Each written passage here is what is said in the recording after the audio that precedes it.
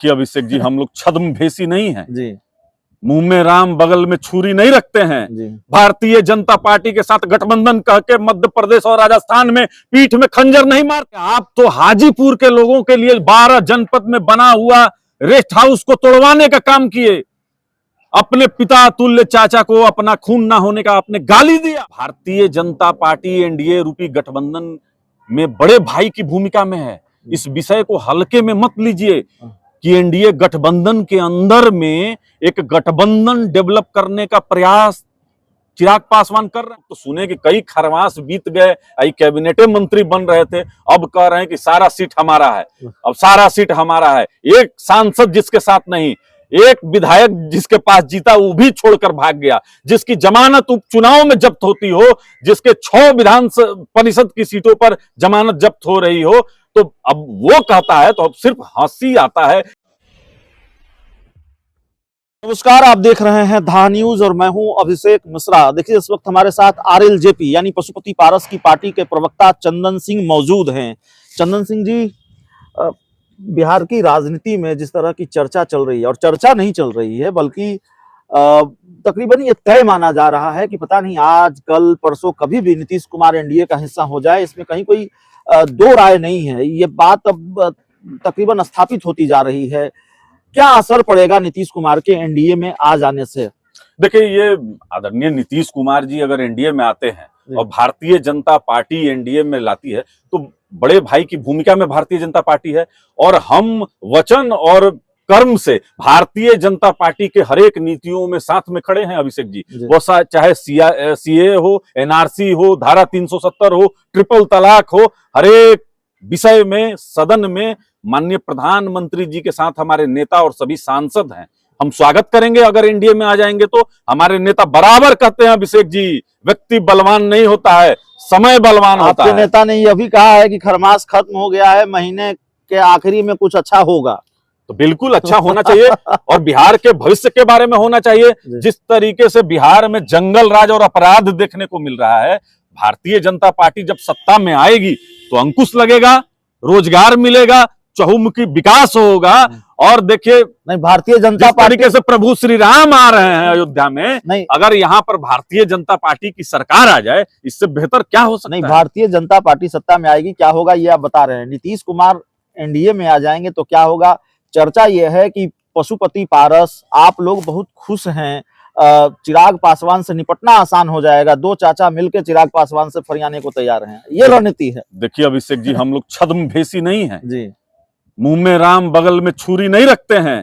Bharatiya Janata party के साथ गठबंधन कह के मध्य प्रदेश और राजस्थान में पीठ में खंजर नहीं मारते हैं।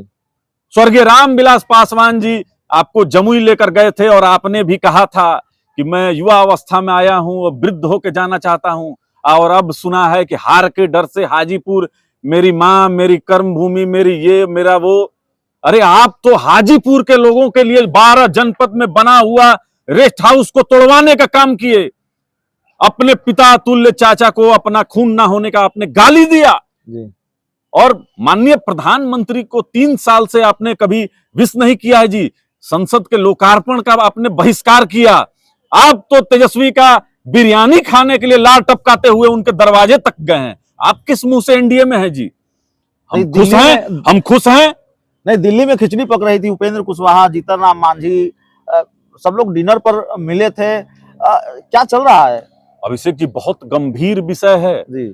और भारतीय जनता पार्टी एनडीए रूपी गठबंधन में बड़े भाई की भूमिका में है। इस विषय को हल्के में मत लीजिए कि एनडीए गठबंधन के अंदर में एक गठबंधन डेवलप करने का प्रयास चिराग पासवान कर रहे हैं। और मैं तो आपके माध्यम से आग्रह करूंगा आदरणीय जीतन राम मांझी जी से और आदरणीय कुशवाहा जी से कि चिराग पासवान से सावधान रहें। ये तेजस्वी के बड़े भाई हैं और इनके अभिभावक लालू प्रसाद यादव हैं, इनसे सतर्क रहिए। और इनके नेता का तो बयान आया है कि plan A, plan B, plan C तैयार है। ये तो किसी भी वक्त भाग सकते हैं राष्ट्रीय जनता दल में और वहीं के विश्वस्त हैं। ऐसा नहीं रहता तो आप समझिए कि बाबा योगी आदित्यनाथ के खिलाफ ये चुनाव लड़ने के लिए चले जाते, झारखंड में भारतीय जनता पार्टी की सरकार को हरवाने के लिए चले जाते, पश्चिम बंगाल में ममता बनर्जी को जितवाने के लिए चले जाते हैं। चिराग पासवान का जो राजनीतिक विचार है ना अभिषेक जी, वो शून्य बटे सन्नाटा है।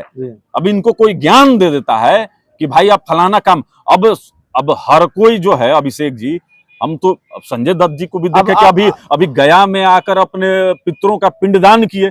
ये बिहार से उठ के ऑस्ट्रेलिया में जाके पिंडदान कर ये तो ठीक है, ये बड़ी निजी टिप्पणी हो जाएगी, लेकिन चंदन सिंह जी, आप भी एनडीए का हिस्सा हैं, चिराग पासवान भी एनडीए का हिस्सा है। जरूरत पड़ गई चिराग पासवान के लिए प्रचार करने के लिए तो करेंगे कि नहीं करेंगे?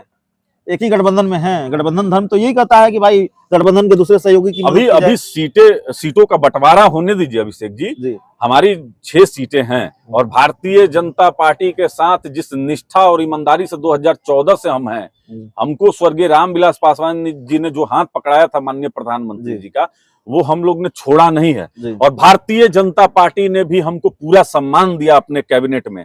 हम लोग तो सुने कि कई खरमास बीत गए, कैबिनेट मंत्री बन रहे थे, अब कह रहे हैं कि सारा सीट हमारा है, अब सारा सीट हमारा है। एक सांसद जिसके साथ नहीं, एक विधायक जिसके पास जीता वो भी छोड़कर भाग गया, जिसकी जमानत उपचुनाव में जब्त होती हो, जिसके 6 विधान परिषद की सीटों पर जमानत जब्त हो रही हो, तो अब वो कहता है तो अब सिर्फ हंसी आता है, इसके सिवा कुछ नहीं। हम लोग हंस सकते हैं। हंसी आती है और हंस सकते हैं।